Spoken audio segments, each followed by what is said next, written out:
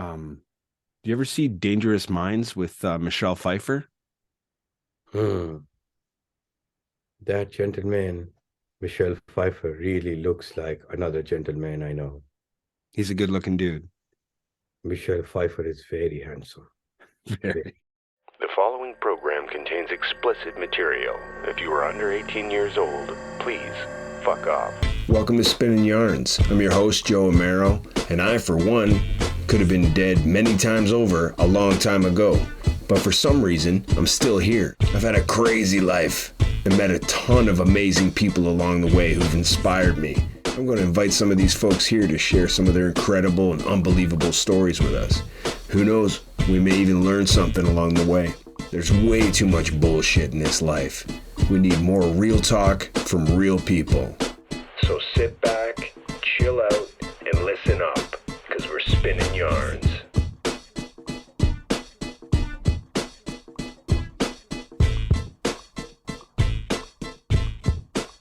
King Mizo, formerly known as Unknown Misery, is working on the album of a lifetime. Not only the concept for the album came to him in a dream, but the sounds, the melodies, the instruments, and some of the words and rhymes in the songs. He dreamt he was at the center of a room full of faceless people that were excited and vibing to music. He realized he was at a listening party for the album he would create. He woke up and furiously wrote down everything he could remember. Every sound and word. He hummed the melodies into the voice recorded app so he wouldn't forget. The album will be called The Kohinoor King. King Mizo is the artist formerly known as Unknown Misery. HipHopCanada.com had this to say about Unknown Misery. As a man of many hats, the Guerrilla Music MC is a certified producer, beatmaker, radio show producer, entrepreneur, filmmaker, activist, humanitarian, community builder, and even more than that. His ventures expand well past the borders of Canada and the GTA, and he's one of the first Canadian rappers to find consistent work and fandom overseas. And that started well before Drake put the spotlight on Toronto. A pioneer in the music and social impact field of Web3, King Mizo and his outfit Guerrilla Music have been trailblazing through the metaverse, NFT, and crypto spaces since early 2020. As an early adopter, King Mizo is once again ahead of the pack. King Mizo is more than a rapper. He's also a producer, DJ, even host, radio host, documentarian, Web3 thought leader, community activist, and educator. Notable appearances and accolades include headlining tours across Asia, Europe, North America, and Latin America. Appeared on 3 leading singles for the Juno-nominated album Dim Sum, distributed by Fat Beats, Groove Attack, Chamber Music, Desi Hip Hop, Sargent Records, and several indie labels across the globe. He's been featured on MTV Canada, Much Music, No Jumper, and more. Resident DJ at Decentral Games. Hosted radio shows on Atlantic FM in Athens, Greece, and Ruckus Avenue Dash Radio in LA. King Mizo changed his name from Unknown Misery in 2020 to stay out of the box. He wanted to create music that was genreless, so he did. He didn't want to be followed by the energy of misery. So now they call him King. And I call him a friend. And we're lucky enough to have him here today. Miz, brother, welcome. Yeah. Yes, yo, I'm excited. Yes, I'm excited to see you. It's nice to see you. How are you? I'm good, bro. I'm all right. To be honest, going through stuff as always. We're always going through stuff. I'm better than I was yesterday, though, so I'm good. Yeah, and then and probably only half as good as you will be tomorrow. You know. Yeah, exactly. And then I might come back down again, but that's part Oh yeah. Next Thursday is shit. It's good. Sure, like gutter garb. You're gonna be hurting. I know. But then Friday after that looks pretty good too. Friday's nice. I'm gonna be up just up and down like a new bride's pajamas. Oh, I shouldn't have said that. I shouldn't have said anything. I don't care. This thing is like this thing's fun for me. This is a new thing I'm doing now. This is my podcast, right? Podcasts have been out for a minute, and I'm jumping in, and because I just know I got so many amazing friends with amazing stories, and it's like, well, just put these up and have some real. Is that marijuana? Is that a marijuana cigarette? It's a marijuana cigarette. All right, bless it up. Are you still bunning the colonizer? As in marijuana? No, the colonizer. I'm bunning the colonizer. I'm bunning the colonizer every single day in a different way. Yeah. The young Mizo would be bunning the colonizer on the front line, really angry. I would give them what I want, but I'd also give them what they want. Now I'm bunning the colonizer in a way where I'm trying my best not to give them what they want, and I'm reacting in the way I want. And I believe, but that's not to say being on the front line is not, you know what I mean? Be on the front line, be loud. Yeah. But there's two different angles to it. So I don't mean anything negative. People on the front line no. need it. Yeah, But- no offense. You're talking about you. You're talking about what your mission, your my journey. experience and mission. Yeah. Yeah.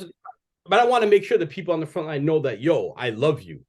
And my position right now in life may change. But right now I am bunning the colonizer through educating people who aren't allowed to get education systemically, through educating people about Web3 technology and the ways that the world is moving, because white supremacy is there being racist and sexist and classist as usual.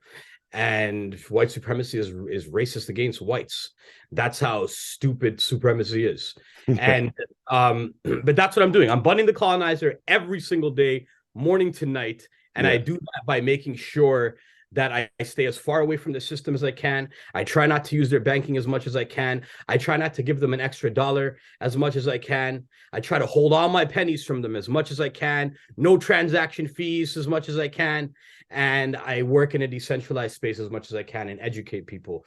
And quickly, one of the reasons way I'm doing it is working with one of our startups called Candid the Blockchain. Yeah. Hey, man, calm down. We're going to get to all that. Just let's go. Calm down. Don't worry. It's on my list. I would expect nothing less from you. You're just like, you hit the ground running. You've been running for a long time. I met you. Here's where I met you. I had to rack my brain for this one. But I had applied to the transitional year program at the University of Toronto, which was a bridging program to get people with lived experience into university, right? Yep. And I had applied and talked my girlfriend at the time into applying as well. She got in. I did not. So she went, right? You remember Jules, right? Yeah, I didn't know you'd applied and didn't get in. Yeah, that's how that went down. Yeah, so she got in. I didn't. So then once she was in the swing of that, then she met all, the rest of you guys, and then I'd meet you out at the bar, and you'd be chasing all her girlfriends, and and I was like, this guy is jokes, man. And that's where I first met you, and then there was a gap. I had met you, and we hung out solid, pretty good, like a lot of times, and then I didn't see you for years, and then I saw you again during Hobo Banditos. And then Unknown Misery at the time came in, and then we were Peep the Revolution and Mute Screams Mentaltainment and all this, and we were doing shows together and ripping it up and building. We're always building, right? Always. Yeah. No, even sorry, go on. No, you go. I was gonna say, when I met you though, I don't want to forget. Nothing negative, it just is what it is. Look at the growth, right? When we met, we were at some like dingy bar. Like the first time I met you.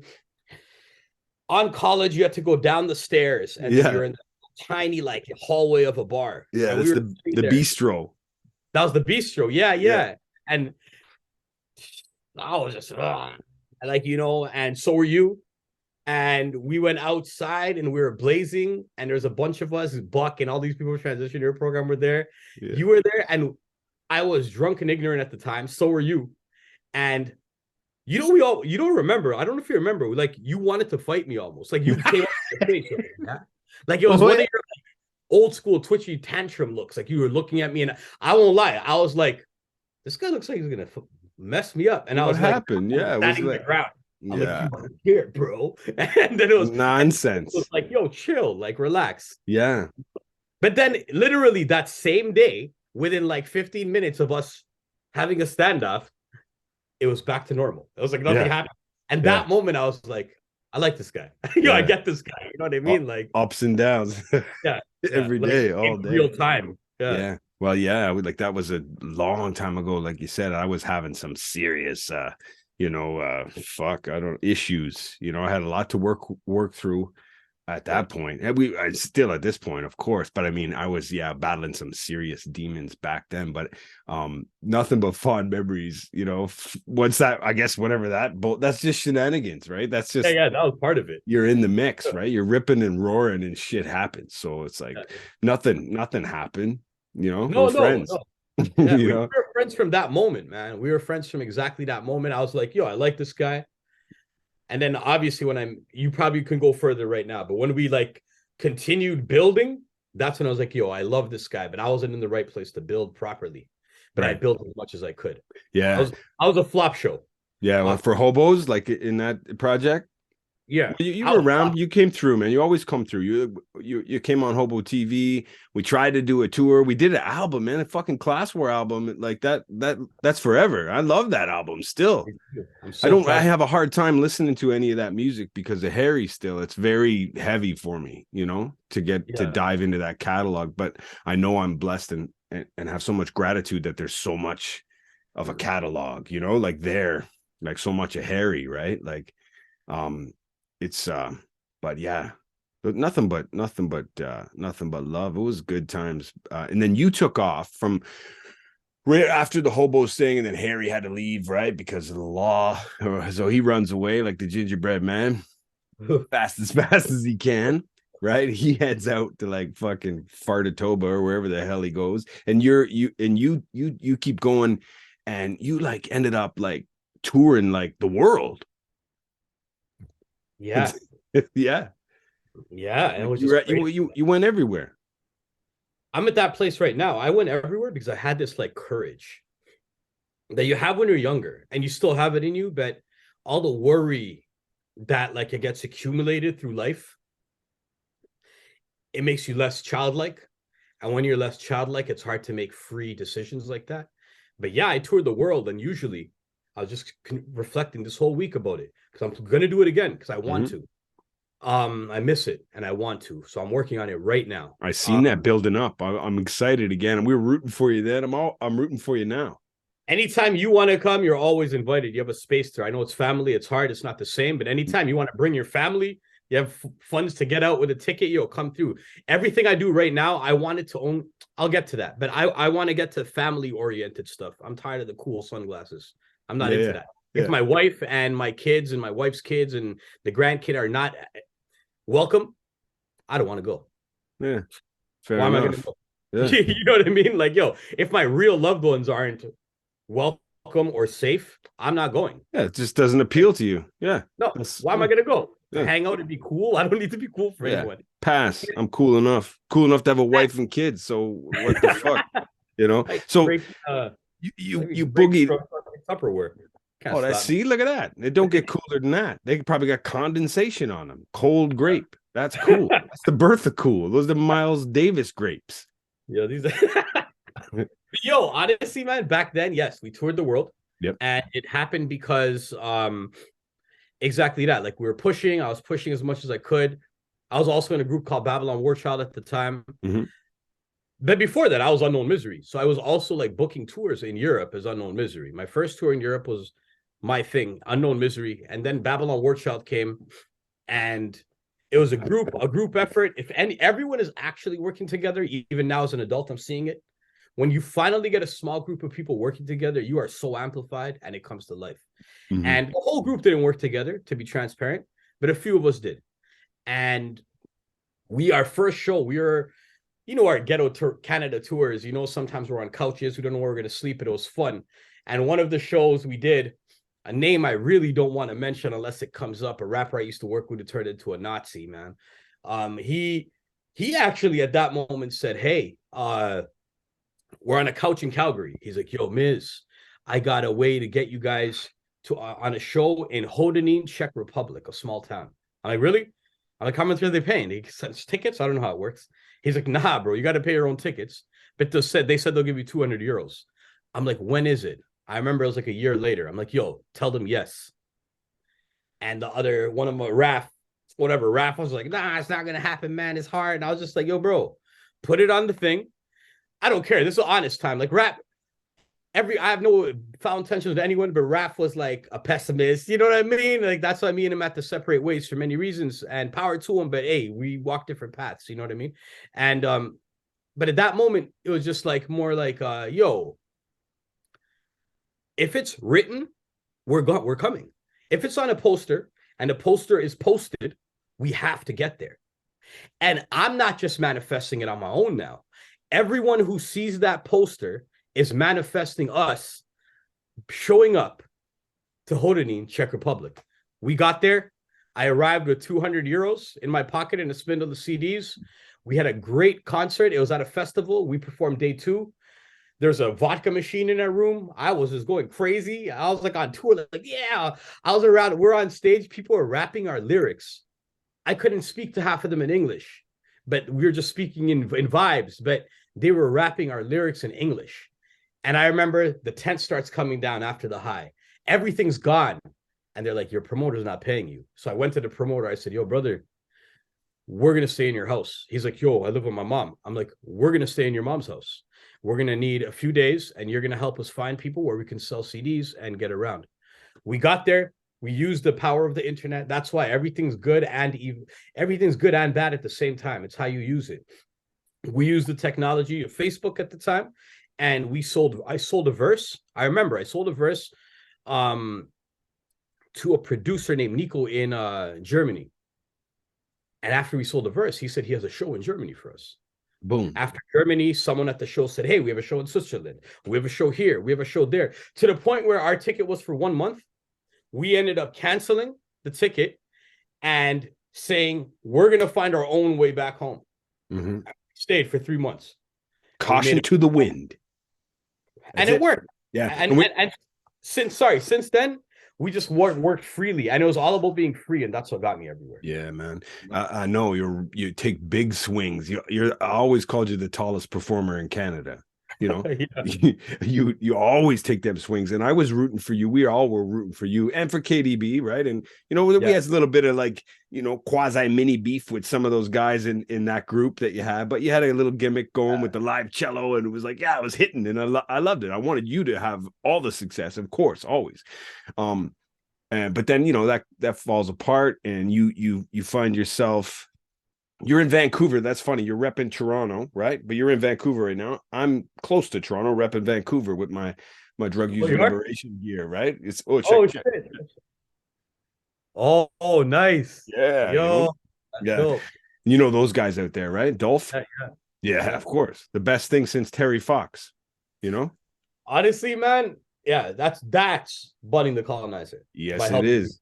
Yes, it is. Every day, all the way. And so you end up after some time settling in Vancouver, right? Yes. So you settle in Vancouver, and then you start up. You never want to rest too much, so you kind of settle, but you start guerrilla music. What you got? Rap tokens? Is that what it's called? Rap tokens, and you get into NFT and crypto and the metaverse and this Grayscale crew, right? So lots of stuff, right? So that's where Color the Blockchain comes in, right? Tell us all about that whole crypto Color the Blockchain and your attachment. Now's the chance for that. Okay. That's a lot though. Okay, so what's I know I just mentioned everything you did in the last 10 years, right? Like so you got into like the break one thing down. Let me break one thing down. Okay. Yeah. It's a very quick in between segue. I finished the last tour. We did a bunch of tours. I did some tours in Colombia by now, went to Asia, and now I'm back in Europe, but I went to Europe by myself. The group was done. I wanted to go. And the group wasn't done. The group was done just because of like, yeah, you know what I mean? It's stupid. Me and KDB are always family, but I wanted to go there. And so I went, set up a solo tour. After the tour was done, I stayed. No, sorry. We were Babylon Workshop, but it was the last tour. I can tell at that time it was our last tour. And when it was the day to leave, I woke up that morning and I'm like, yeah, I'm not going to go, guys. And they're like, well, what do you mean? I'm just going to stay. Fuck it. I'm going to stay here. I'm going to find a way to live in Europe. I got to change my life. So I stayed. I had no way back home because I canceled my ticket. You know, I don't pay for flight insurance. Like, I can't afford that, you know? So I ended up going and I stayed. And I remember my birthday passed. It was my first birthday in Europe, just living by myself. Like, I'm living with this producer, but it felt really lonely. You know, I was like so lonely and depressed. And I remember it was snowing and all these stupid Christmas lights were up. And it was just like, all this music. I'm just like, like all this music that reminds me of sadness. Christmas doesn't remind me of happiness. It doesn't. And it's like, I'm just like, and not that I had a bad family upbringing. I had a great family upbringing who gives me so much love during Christmas. There's something in the spirit there that always made me feel dark. It's a very hard time of year for a lot of people, like right through the holidays in past through January. And it's tough. It's depressing time. And maybe it's just feeling that, right? Mm-hmm. Maybe it's feeling all those people around me. Mm-hmm. So I stayed. I was going to stay, and then I couldn't. I came back home. Once I came back home, I started working on it before I came back home. And I got a job in Vancouver, working at First On Site, where I'd speak with, run assemblies and workshops, speaking to kids in around BC about online safety. I won't lie. When I first got the job, it was just to get out of there and be able to move to Vancouver. I needed a change. I didn't know where to go. That happened. That's where I got the job. I asked a bunch of my contacts and friends around the country. And when I went there and thinking it was just a token job, I was like, wow, this is actually really important. Mm-hmm. I didn't understand how important it was, for young kids growing up in technology. Yeah. And that job became a great job, and that's how I ended up there.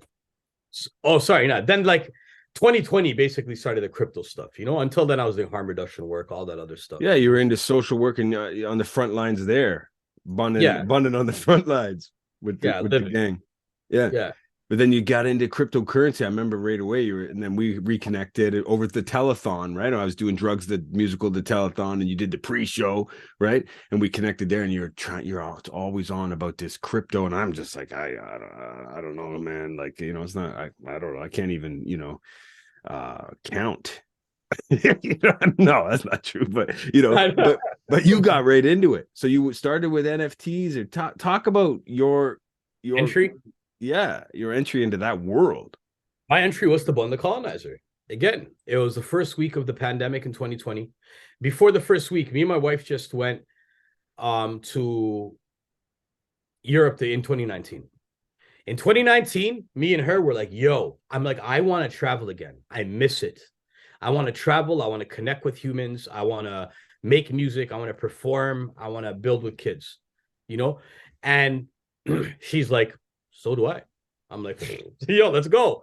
So we did it. We put our stuff in a storage, and we just went all of our kids are older, live different places, and my daughter, I've just reconnected with her. We can talk about that later, but I wasn't living with her, so I could do all that. And we booked I got off stage in Greece, and I looked at someone who, a show host, Agalos, who interviewed me a few days ago. So I got off stage and I went up to him. He's like, great show, bro. I'm like, thank you, brother. I'm like, I had this idea. I had no idea. I thought of it on the spot. I was like, I had this idea, man.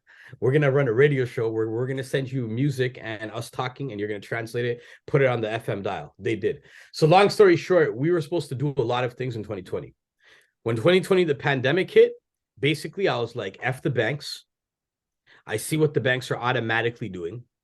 If the first thing they're not going to do is stop rent, not defer shit, stop it. You know what I mean? Then bun these people. These people are more evil than I even knew. And I'm like, I'm out, man. I'm not doing this anymore. So I said, I'm not going to use their banks. I'm going to stay away from all of their systems as much as I can. And the first thing I thought of was, during that week, I'm brainstorming. How do I survive? I'm like getting guitars, because I'm like, when we run away and the zombies are after us, I need something to make music for my own brain. So I'm like, I'm gonna buy a guitar, figure out how to play it. Like, or you could you could break the neck off it and stab a zombie too. One or the other, man. Be like the Crow. The Crow had a guitar, didn't he? Yo. Didn't he have a guitar walking around? Did have a guitar. Yeah. I'd have a harp to have the angels. Harp? I wanted to make sure the angels were with me. Do you bust us a little jam on that harp, man? No, I don't know how to play this shit. Oh, okay. I just vibe up.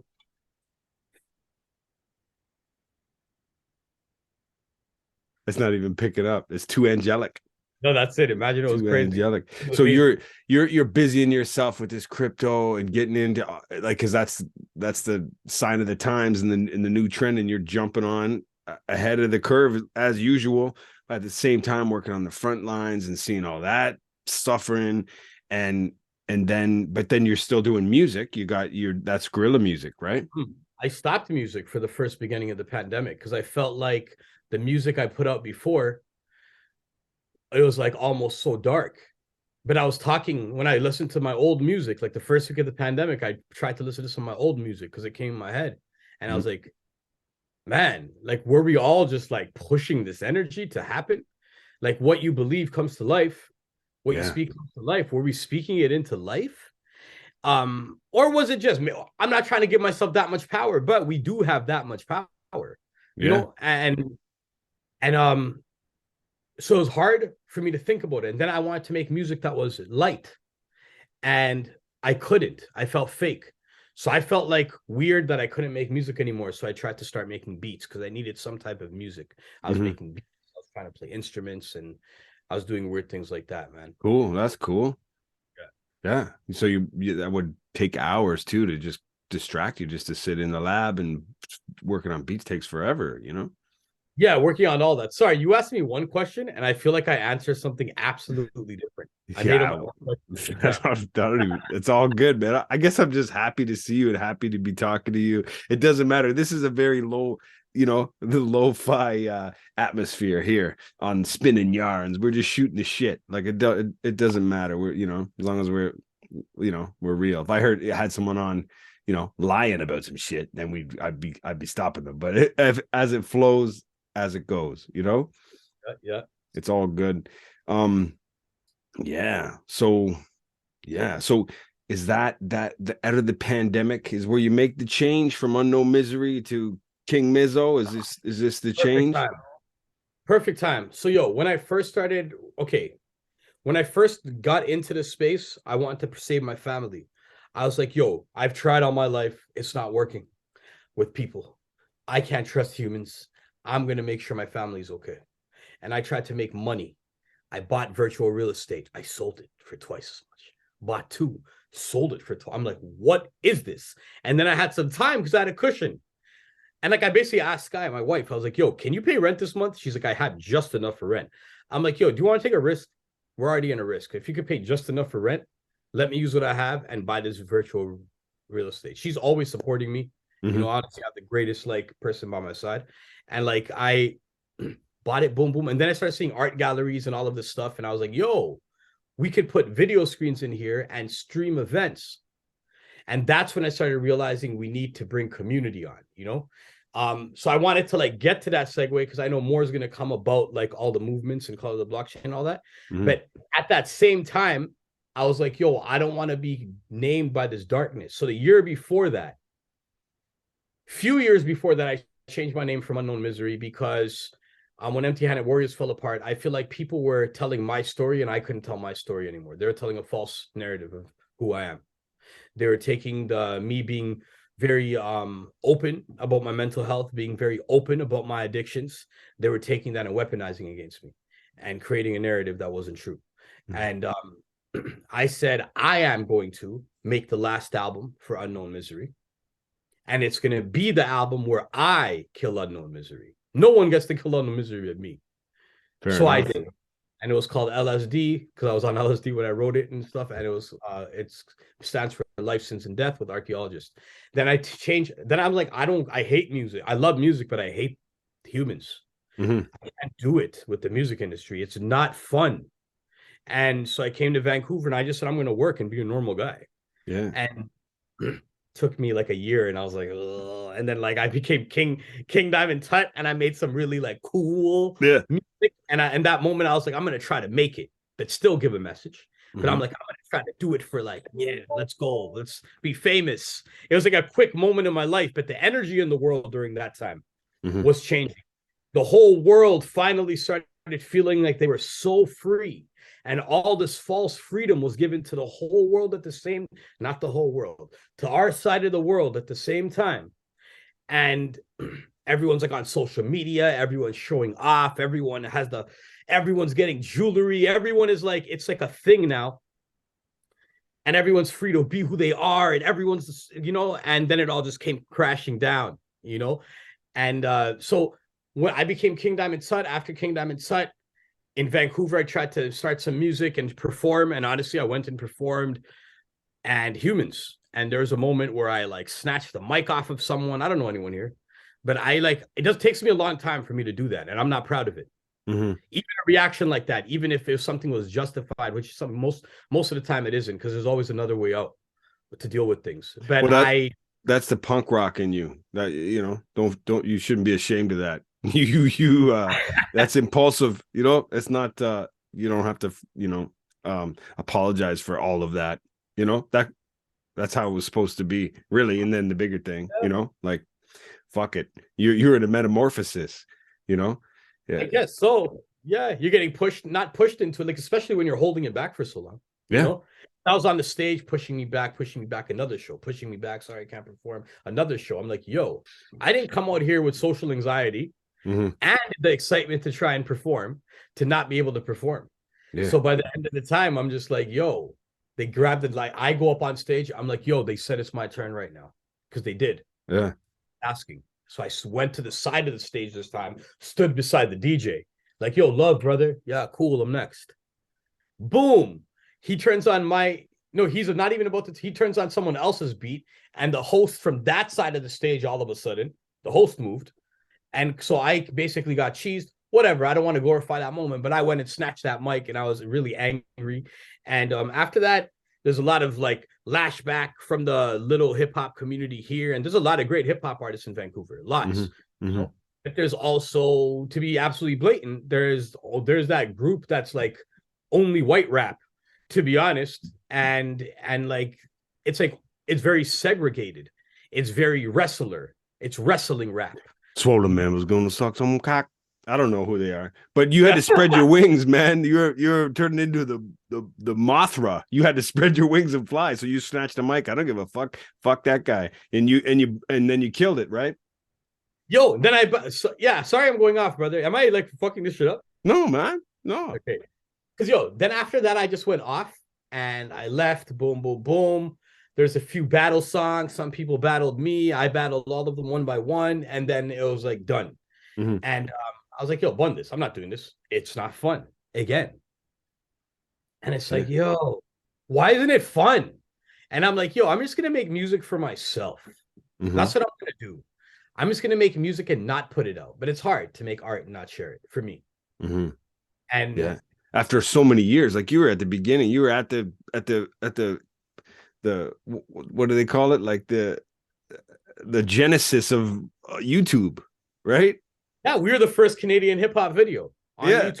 Like back. fuck around, you know, like you've been at it. And so and you guys are just chopping and putting shit out. And remember, what's that place we used to go up to, like up by the flea market to get all our CDs printed? Remember Dr. Disc or whoever those, you know, what that little shop? Yeah, I'm forgetting the names. Yeah, I should remember it too. No shout out to him, but you know, like on the grind for years. So it's just like force of habit. You could like write, record, print, and chop a CD in your sleep. You know, like you have to put it out. Yeah. And now you don't have to go through all that. You just record and press two buttons. But look at Prince, right? He's supposed to have like years worth of music that never came out. Like, you know, that's a fear of mine. Before I go on a plane, and whenever I have dark moments, I try to release everything I have, even if it's released and only one person streamed it.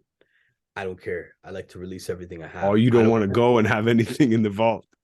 I don't want to have anything in the vault when I leave. I feel like it traps my spirit. I feel trapped when my songs aren't released. Mm-hmm. Yeah. But yo, just to answer always my answers are long. After all that, when I stepped into Web3 and I was thinking of the energy of everything, and you know, everything I already kind of understood, I was like, I go back and forth. I forget and remember again, dealing with my frequencies and the words I use and all of that. I said, yo, I don't want my friends who care about me to call me Misery. So that's why I changed it to King Diamond Tut, all that. But after that, I was like, nah, like it was too egotistical to me, King Diamond Tut. Yeah. And I was just King Mizo. And I didn't even realize it was the mix of both. It was Unknown Misery and King. I didn't realize. Yeah, you were working it out, and then as you know, that's the chrysalis. And then you came out, and then you were, you know, now it's King Mizo. It's the metamorphosis. That's fucking deadly. And then you hit the ground running with that shit, like you had just, you know, like there was nothing before it, you know, and nothing after it. It's amazing. Yeah. Nothing Yeah. before it. Exactly. Yeah. Yeah. Awesome. So while all this is going on, frontline work, that's hard work. Harm reduction work is tough, man. The sustainability is just not there. Burnout is like huge. You know, I know from firsthand experiences. It's just really where vicarious trauma lives, right? And all that stuff they talk about, compassion fatigue and all, you really take it on in there. It's accumulative and it fucks you up, you know, and you just want to walk away. It can burn you right out. And so I know you're like they used it against you to talk about where you would use to talk about your struggles and mental health issues and stuff, but you've you fucking bun them too, and you've always been an advocate and honest about all that stuff and upfront about it, which is ultimately what is going to help people, right? And I know you, just like everyone else, you know, you had some struggles in that time too, and you're just not afraid to talk about it, right? 100%. Yeah. So what do you want to talk about, like what that looked like? Yeah, like back in the day, it was like a lot of basically depression. Understanding now, I'll talk about it now from now's perspective, right? I was dealing with a lot of addiction because I was hiding from my depression. I was hiding from my thoughts and I didn't want to deal with them. So that's what I feel. I was dealing with a lot of addiction for that. Ups and uppers, downers, lots of alcohol. Alcohol would lead to uppers and downers, you know, maybe some cocaine for a few days. And then just to get a little balanced, maybe like a tramadol or something, you know? Yeah, And I always said that cocaine was a gateway drug. yeah, yo, 100%, yo, but no, that's what it was to me, man. And nowadays, when I won't say I'm sober, I would say that I had a moment. Like, I don't do any hard drugs. I still smoke weed. I go on and off with how much I smoke. I'd like to eventually smoke nothing because I'd like to be happy in my own mind. And that's the last one, you know. So alcohol, I went from putting cold turkey, like I couldn't have a drink because it would lead to everything else. To where found the balance where it's like I could go out, have a drink. I could like go, not go out, I don't go out, but I could go to dinner and I can have a glass of wine.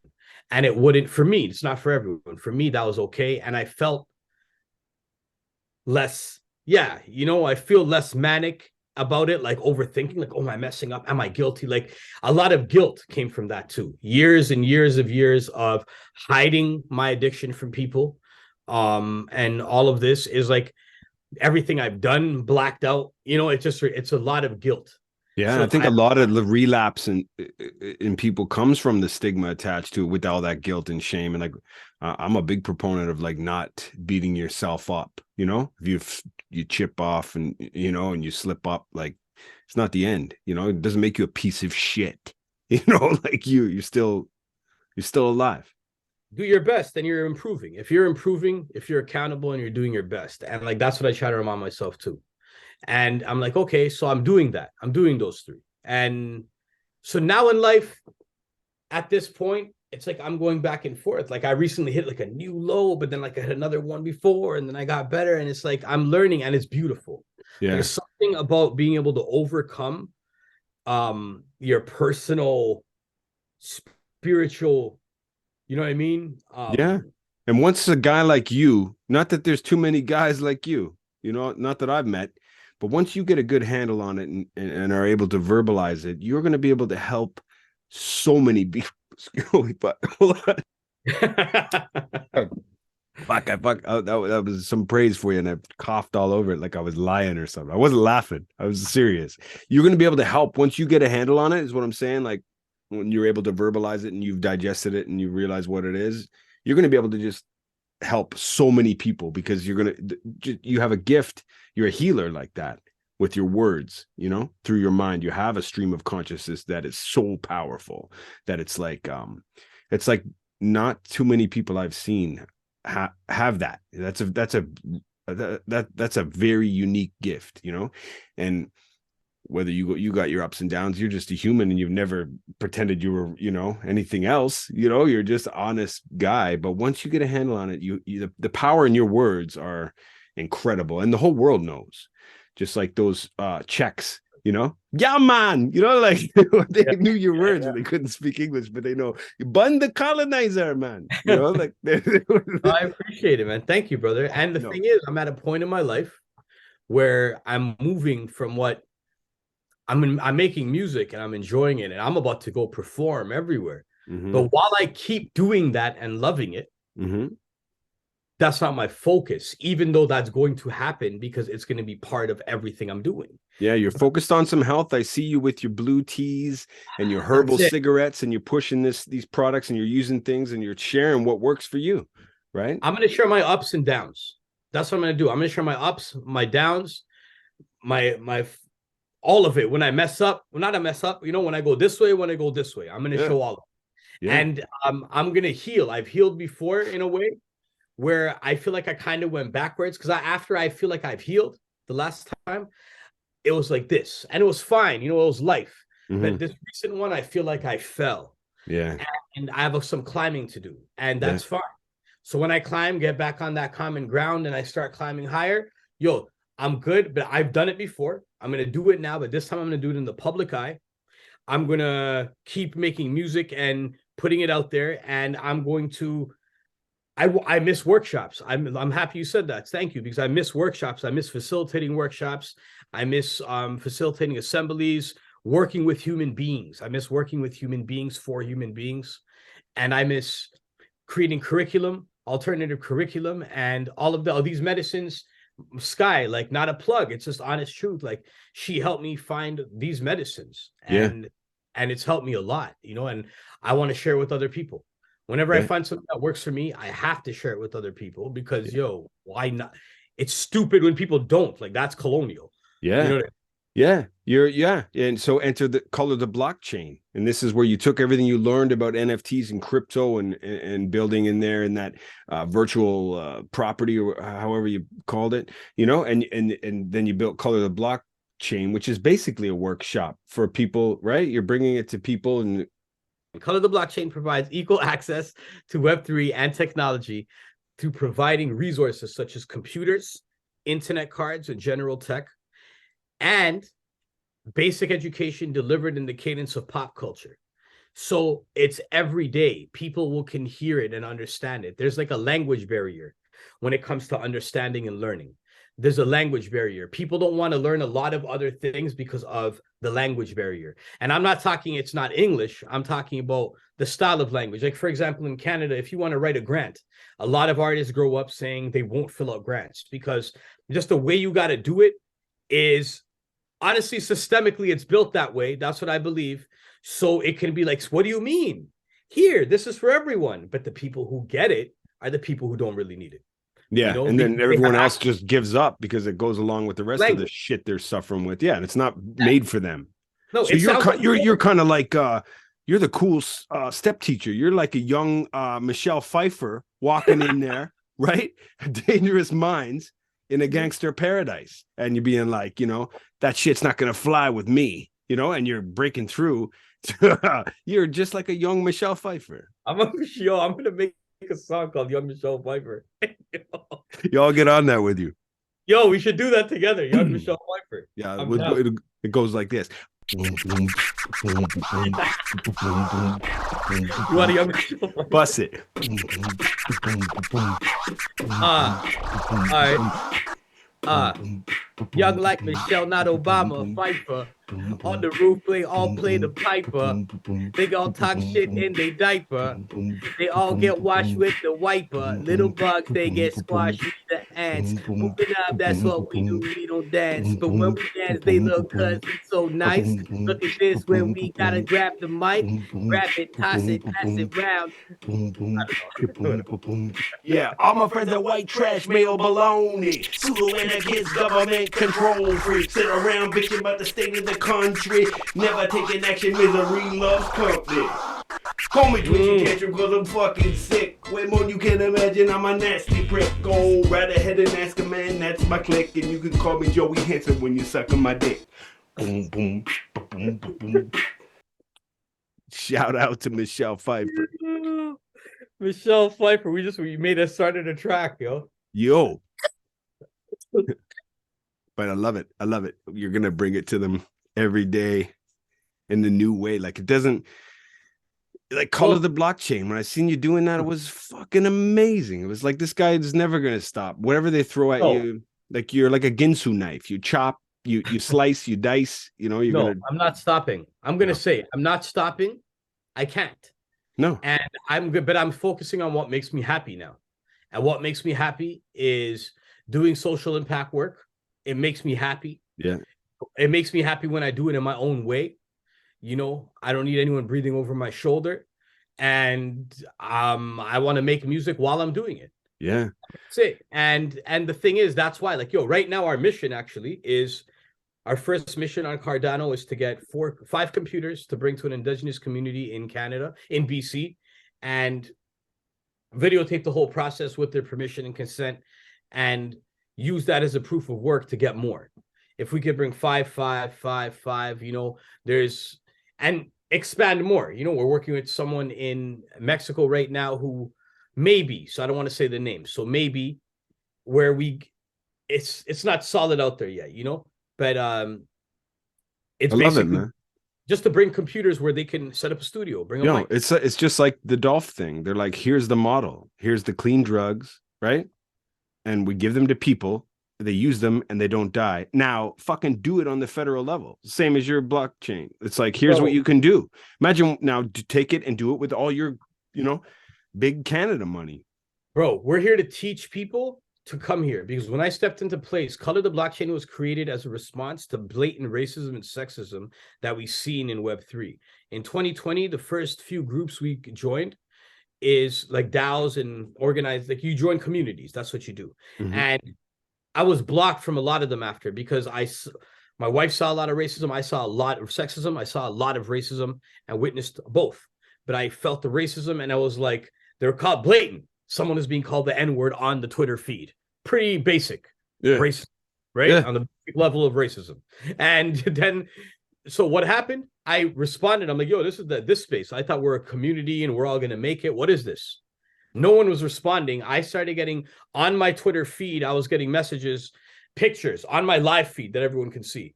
Pictures of Nazi flags, Hitler youth rally photos saying this is where Web3 is going to be soon. I'm getting blocked from different communities. At that moment, I am so mad. I'm saying crazy shit. You know, some people are messaging me like and saying, yo, Miz, they're baiting you. They're baiting you. You know, they want you to freak out. And then, you know, they've done it already. I've lost a few times. That'll never happen again. And if it does, that's okay. Sometimes people need one. You know what I mean? Mm-hmm, and the thing is, it's like, yo, all I remember is when this was happening, people were telling me, yo, Miz, we're going to be a millionaire. We're going to be millionaires in like a year. Just chill out. I'm like, what? Let this poison brew on a new dimension that we're building on our world, so they can colonize this dimension again. Because whether we like it or not, this technology is here. It is being used. The governments are creating their own currencies, which aren't decentralized. And the space that we are working in is decentralized, which means the people own it. Not one person, not one entity. The people own it. And on top of that, it's like this space is filled with a lot of bullshit. And there needs to be more of us, people that think like us, and we need to be here now. That's why there's so much fear. On the news, when they tell you go do something, maybe think about it first. This is my opinion. On the news, when they tell you don't do something, maybe research it, because you might want to do it. You know what I mean? You're a troublemaker. You're a troublemaker since you were a little kid. I can see you, because I bet you had that little goatee when you were a little kid too at school. I could see you back there. The tallest kid in the class, and you're a troublemaker, and that's why I'd want to be your friend, and that's why I'm happy I'm your friend today. And that's why you're gonna go down in history.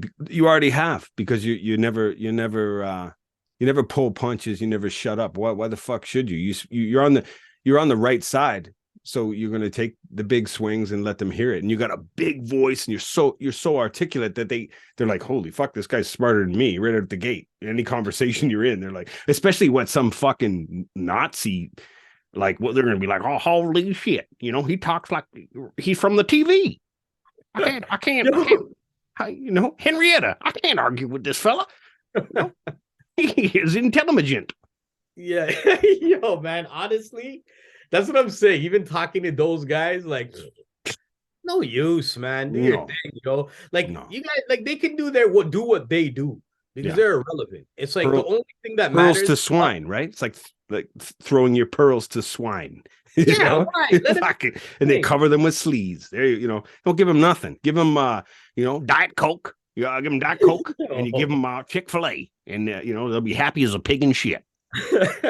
Nah, man. Honestly, brother, we just have to work together. Yeah. And it's very hard, and we haven't learned how to do it as a society yet, as a people, even people that feel the same way, even small groups of people. It's so difficult for us to fucking work together. I know. I was just at my mom's for my sister's birthday, and we were talking about the way this system is set up to keep us apart. Like, that's my mom and my sister live 100 miles away, so there's no support for me and my kids, and there's no community. They're not here to pick up and give us reprieve, right? There's no, and we're not there to mow the lawn. It's like they got us separated with these mortgages and the banks and all the way it is. They don't want us together. If we all bought a piece of land and put a fucking black flag up, they'd be like, we'd be on the news, fucking Al Qaeda. It's the fucking Al Qaeda or whatever, they'd be like, they'd lose it. Like, we're not terrorists. We're fucking peaceniks, Yeah. Fuck up. They'll come into this base that they think is like something. Yeah, David Koresh, and you're just in there. Vegetables here. It's like, vegetables in abundance, guys. They're using the Lord's name in vain. Yo, fucking bullshit. But that's what we got. You got the jam, man, and you're gonna do your thing, and you got into comedy through mental health too. Was a big help for you. You told me that came out in your interview in the pre-show for the telethon, how comedy, you have such a great monologue in there about how it really kind of saved your ass, and it is the best medicine, right? Comedy, like, we gotta laugh, and you always love a good laugh. I know that about you. And then but then these characters start to come out of you, and you got to do some more shit with that. That's why I was hoping, I know this is the King Mizo episode, but I was really hoping if you were in the right mode, I saw you had that marijuana cigarette. Maybe you were feeling loose as a goose, and you'd invite Wet Water Miz to come in and say hello to the fine people at home. Wet Water's ready. These guys are ready. And before I do that, I want you to know that, honestly, and just like me and you talking, I want you to know, it's like, yo, bro, like, I'm inspired by what you do. Like, I watch your videos, I watch your skits, I love them, and they inspire me. And it's like, what I'm doing is I've been like slowly putting out like one clip like a day for the past 30 days. Not on Instagram. I'm not like fast enough to do that, but it's like, I like scheduled it on YouTube. It was the easiest to do. So I did that. And it's like, yo, it's just actually fun, and I'm gonna keep doing it because it's fun. I want to end up doing stand-up one day. Like, you're fuck stand-up. You're a sketch artist, man. And let me try and interview this Wet Water character. It's Mo popping with Wet Water Miz. So, yo, we got Wet Water Miz in the house here, and I don't really know where you came from. You came out of nowhere, as far as I'm concerned. I know you're a country boy. Why don't you tell us all about yourself? I'm a country man, first of all. Use your pronouns and proverbs properly. I'm a country man. Don't come off screaming. I appreciate you, but I'm a country man.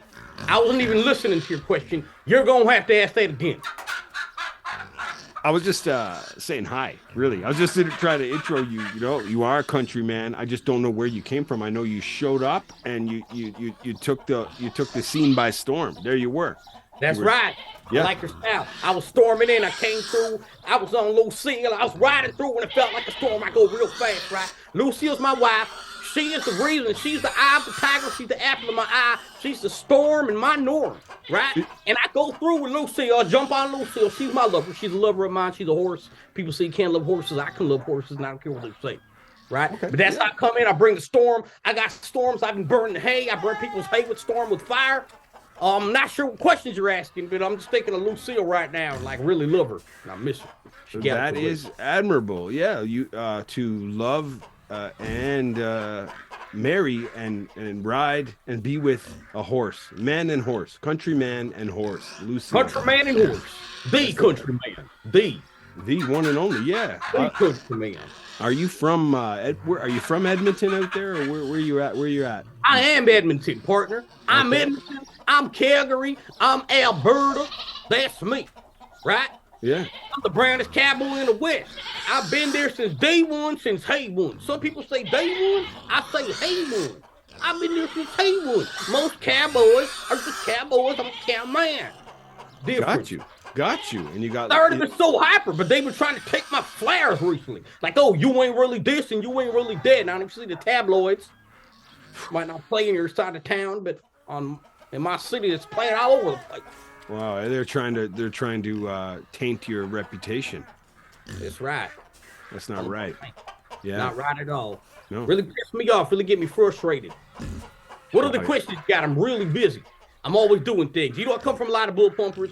We've been bull pumping for years. I got to make money. We're pumping bull after bull after bull. Ain't no bullshit when I'm around. And if there is, take the bullshit. We make something of it. Something out of nothing. We're making money off these bulls.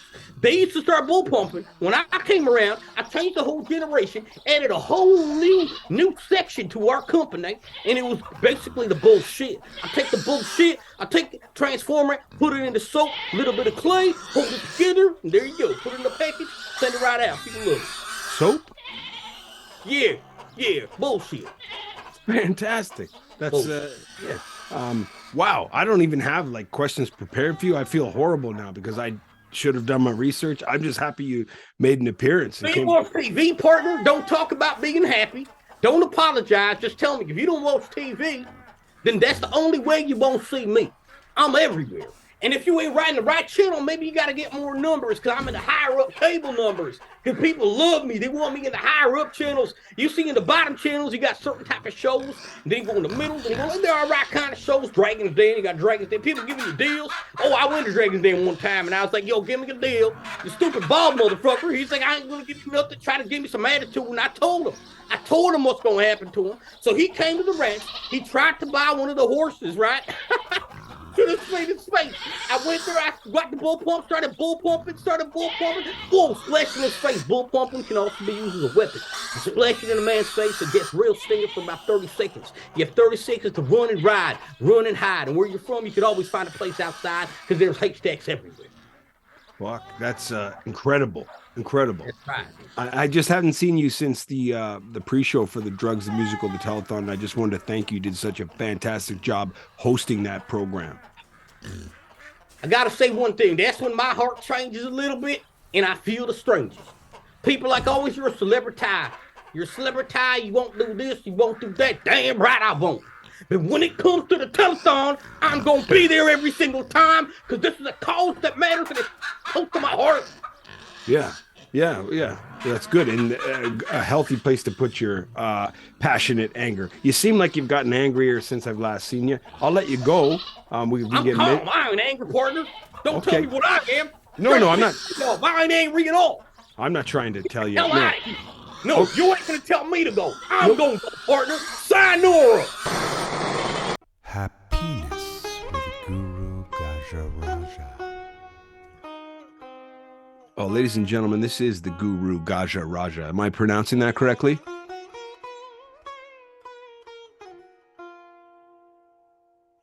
I'm sorry, Guru, you're on mute. Don't mind when you've seen me pull my beard under my lips so I can speak.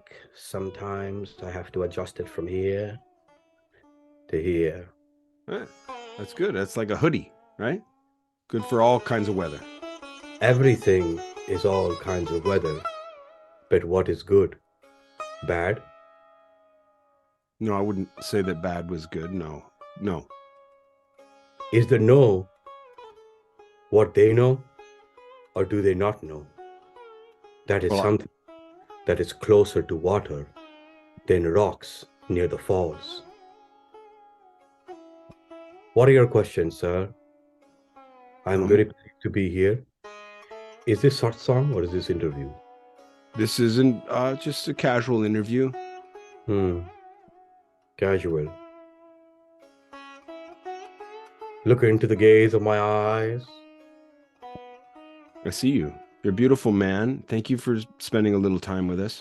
What can you tell us about I don't know, like, have you heard about the mayor of Toronto resigning? Everybody is worried about what has happened to the Venus. Where does the Venus go? Is the Venus over here? Is the Venus over there? One Venus on this side is okay to the people. The same Venus on the other side is okay to another people. The perversion is always in the governmental. Well, you said a mouthful there. Yeah, since day one, right? I'm not down with the monarchy myself. I wish there was a better world for all of us where we could live communally, and I grow cabbage and share and trade for your radish, and I could fix your fence and you could teach me arithmetic, some kind of barter. Do you have any insight into the future or some advice, even just how to get us happy? How can I be happy? Well, cabbage will surely make the smell amplify in the fart. It does that. Yeah, it does. It's But smile. If you're happy, if you want to be happy in the future, if you want me to answer the question, I can. Happiness comes from a place that is outside, very far away from you. So you must run. You get up and you run. There is a map that you need to get to this happiness. I have the access to the map and I share it with all of my followers.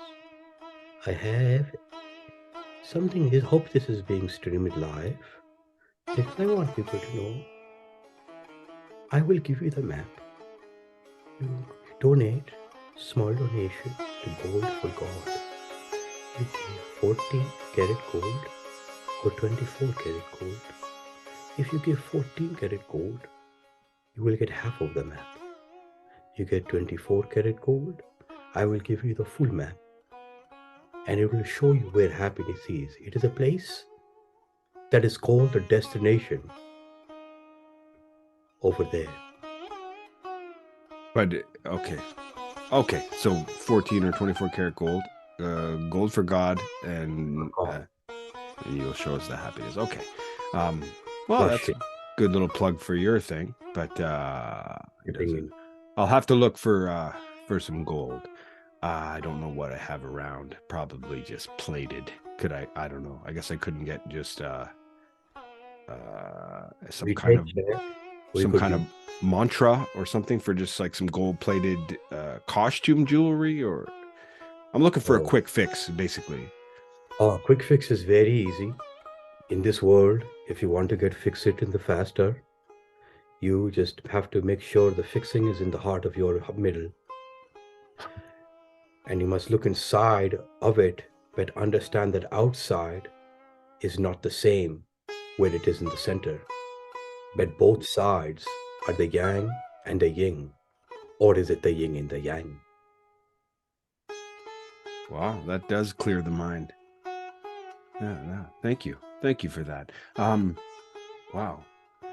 Do you ever see Dangerous Minds with Michelle Pfeiffer? That gentleman, Michelle Pfeiffer, really looks like another gentleman I know. He's a good-looking dude. Michelle Pfeiffer is very handsome. Very. Yes. Listen, Guru, I thank you. I'm forever grateful for you blessing our presence here today. I appreciate it. I know you're busy and your time and mind is always better served elsewhere. You are correct, and you have been absolutely the blessing. I have shining upon for the free donation. I would giving the whole vibration, but I must tell you that from my vibes are better when they're vibes. So I give you the whole vibration. You take it as a whoa, whoa, whoa.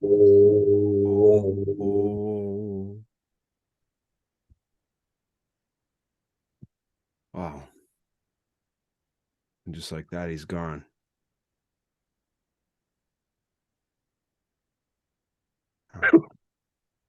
Miz, yo, we got fucking few minutes left on the clock. Last words, run it down. You're gonna run it down. Take it to town, man. What's up? Tell the world. I love all of you, but everyone, please just do what makes you happy. Do what makes you happy, but remember, there's a few things that will help you stay happy. Is learn how to work together. It's hard to work with a lot of people. Find one person you could work with. Work with them. Try to create something. Try to do something for them once a week, and they could do something for your vision once a week.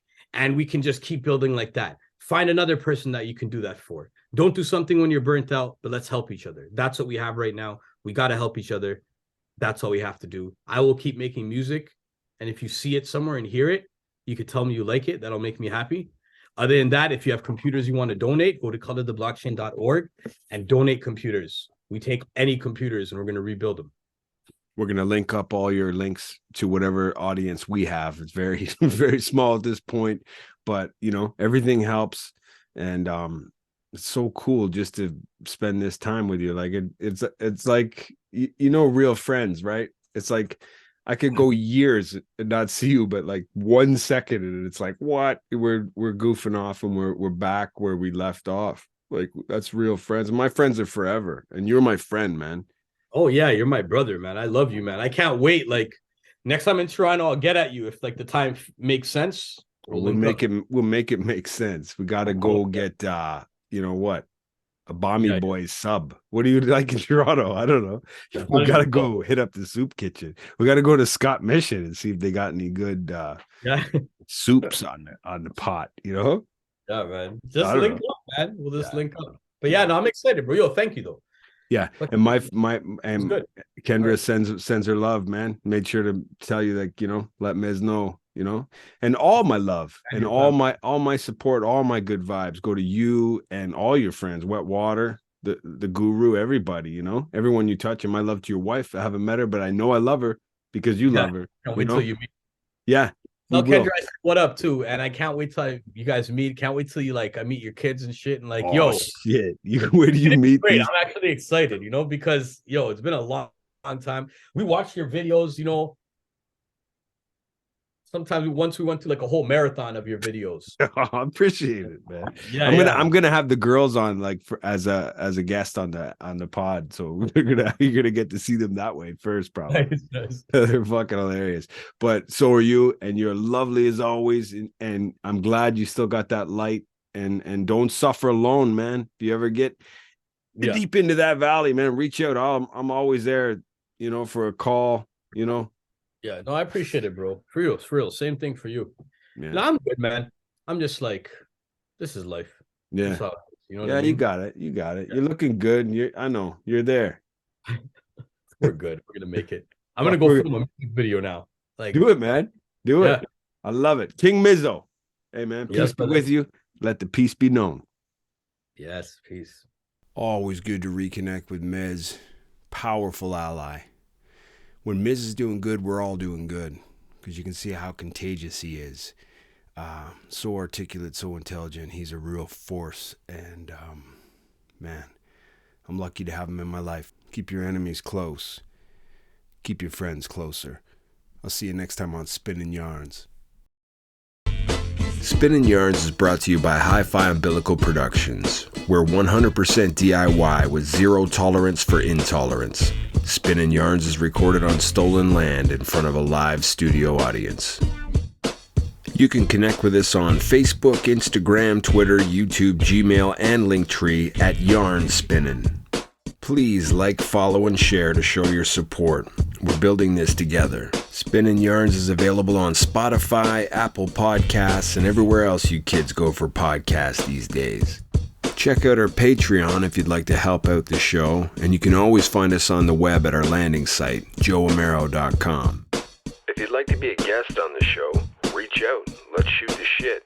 We're just spinning yarns, connecting with respect and respecting the connections.